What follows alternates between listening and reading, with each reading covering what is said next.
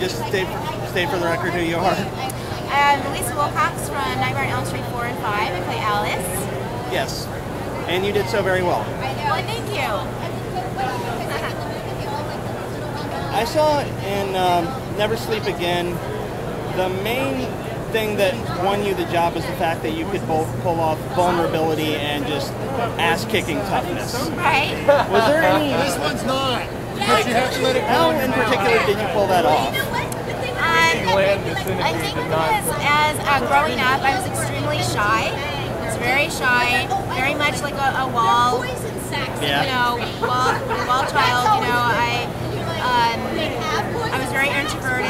I read a lot. I did a lot of daydreaming, and I wasn't very social. And that was when I was younger, like grade school, junior high.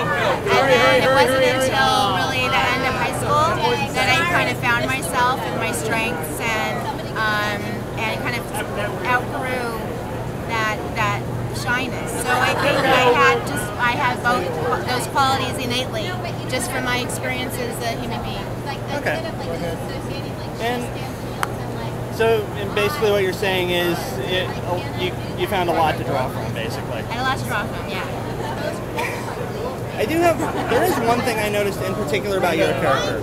Because the whole concept behind The Final Girl is she's like the sweet, virginal character. And your character flat out got knocked up and still survived. In 5, I know. I was a bad girl, and yet I survived. But 5 you're just that tough. Yeah, I guess so, you know, and I'm going to have that child, darn it, and you know what? No, you're not going to take my child. Remember Dan's parents want to take the child from Dan? It's like, I don't think so. You know what I mean? And I think it's about teenagers standing up for themselves and also taking responsibility for their actions. Yeah. You know what I mean? I would definitely and facing it, you know? And, yeah. I'm curious, how many questions do you get about the whole final girl archetype in general? Like, is it something that you spend a lot of time discussing? About being the final girl? Yeah. Yeah, definitely. I mean, I noticed the one that survived, Freddie. Yeah. You know, it's kind of like become like my title. You know what I mean? Yeah. Yeah. So it definitely comes up in interviews. Probably every interview. Yeah. Probably every interview, but you've actually. But it's an important part of Alice. You know that. Yeah. Yeah. Because I think she's by far the best I've ever seen out of any medium. Because the only two that even come close are Sarah Connor and Ellen Ripley, and it's kind of weird watching Nightmare 4 because I noticed a lot of parallels between that and Terminator 2. Yeah.